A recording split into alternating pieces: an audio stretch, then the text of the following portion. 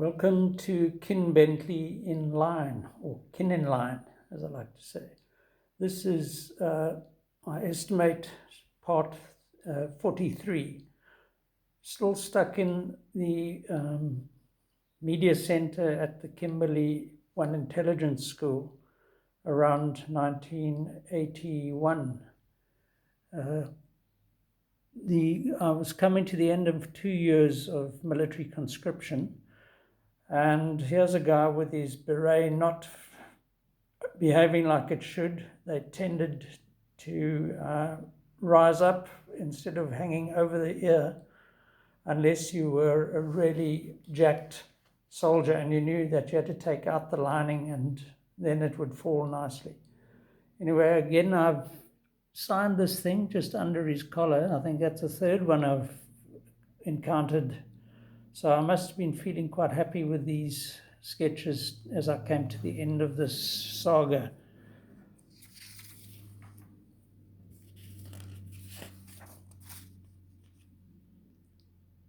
So every sketch I did with the purpose of trying to do a nice life drawing. And I think in most cases I've succeeded.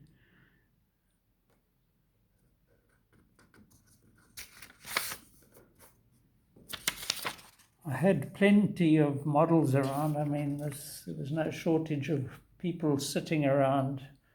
Another of my colleagues in the Arts Media Center here, forget his name. I think here we again have the error of parallax, because I would have drawn this flat on the surface and his face has become elongated. But that's just part of the jewel, that's part of drawing, and wherever you are, you just make a plan.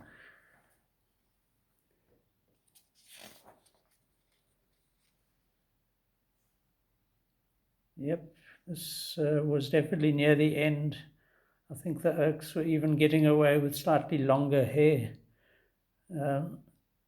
You can see he's got a jacket on, a bush jacket, I think they called it, over his shirt. So this was middle of winter, pretty cold up there in Kimberley.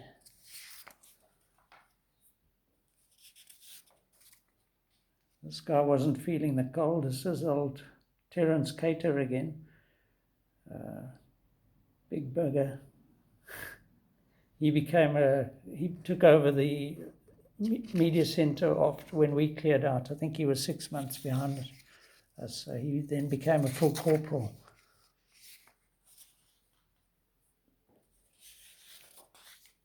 Three more of my colleagues. Again, you see the way this method of sketching multiple sketches on one page can have really interesting effects.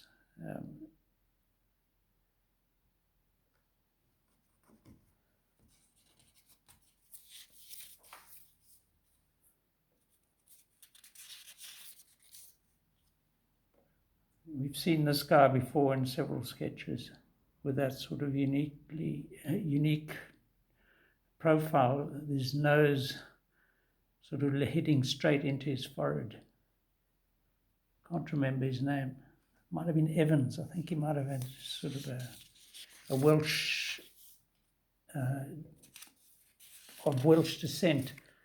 Welsh descent there, and no, it's not that accent. Here he is again. He seems to have got a bit of a dent between his forehead and his nose, but I'm sure this is the same guy. Quite like the fact that I seem to have used two felt tip pens here. The original one was clearly running out of ink, and I just brought in another one to finish the drawing.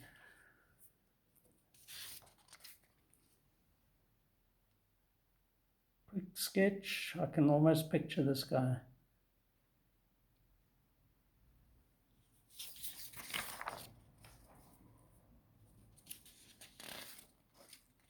Here I've used a little bit of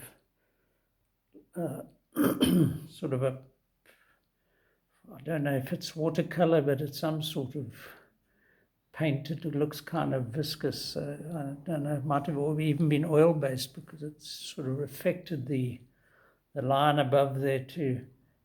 But anyway, it gives a nice, it offsets the drawing quite nicely, I think.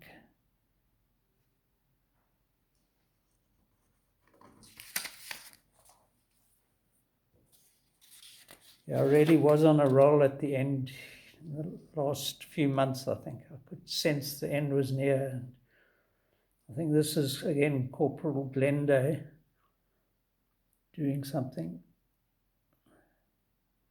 So we actually clearly did do some work. I think he might have gone into advertising after the army.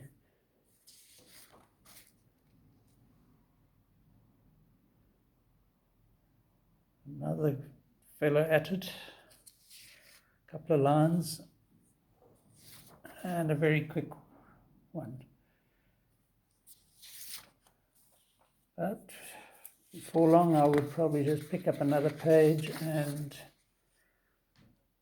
do a full study of somebody seated there.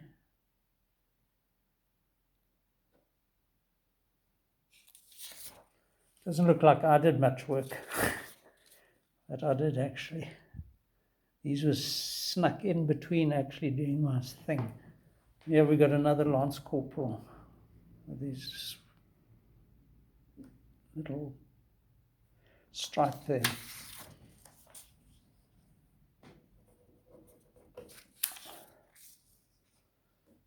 I think this is the guy that was allowed to wear a beard at one point. I'm interested to know what sort of medium I've used here, because it really gives a nice bold line.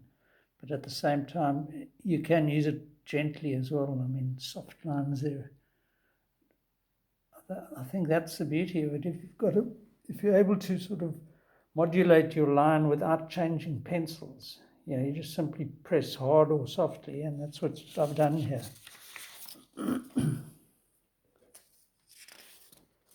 Same fellow again, I think.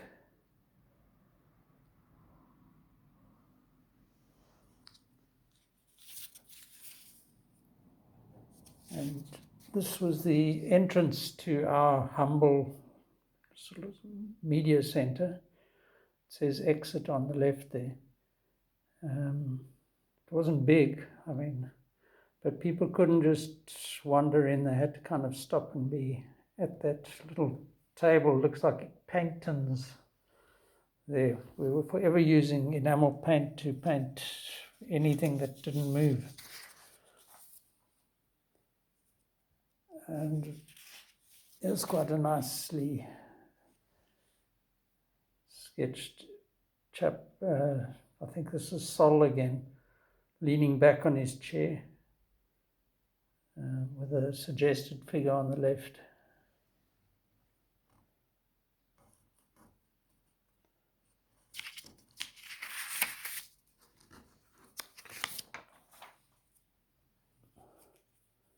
Now there's a couple of throwbacks from earlier. I think here we're in a bungalow. And again, it's that more solid, completed figure in the middle, and then a suggested guy on the left, which just adds that dimension to the drawing.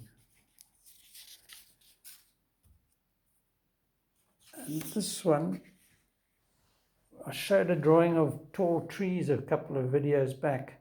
And this was where we were quartered in these huts or whatever they were, in a kind of a forest, gum trees, I think, in Jan Kempdorp, when we stood guard at the ammunition dump there. Massive place. It was actually a nature reserve as well. There were springbuck and various other antelope in this place, and underground bunkers and all sorts. It was clearly a serious military arsenal there. Now these two I cannot recall doing at all. They're on different paper altogether, and quite like that. Very simple sketch. And here's this would have been done, hard to tell if this was, I think this was the old imagination running free here. Because of that little foot, and it's, has a slightly erotic feel to it. Naughty kin. This one too.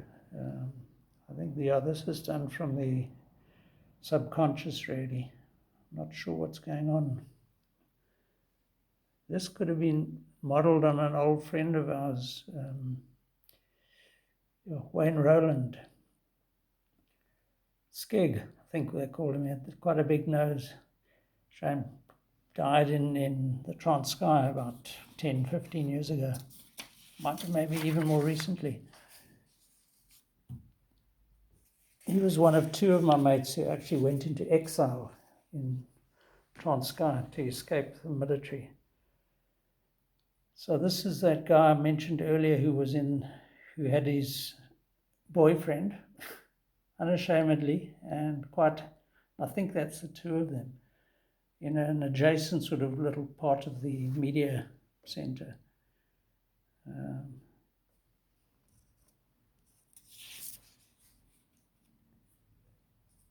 And I think we're stepping back a few months because I'm on this lined paper again.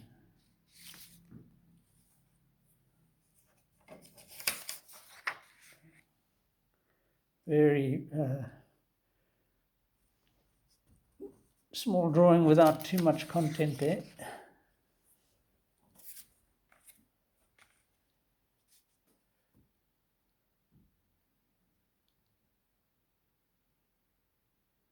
Each one unique. I mean, that's the thing about every sketch here is a one-off.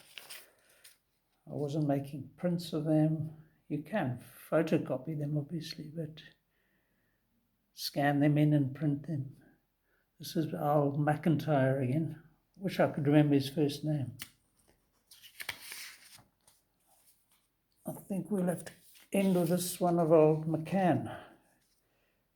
It's quite a nice drawing. That sort of rough texture of this drawing kind of reflected his character. He was a boilermaker in Carltonville, on the mines there. I think it was part of the family tradition. They worked as boilermakers. Let me stop there for now. I'll see you next time. Cheers.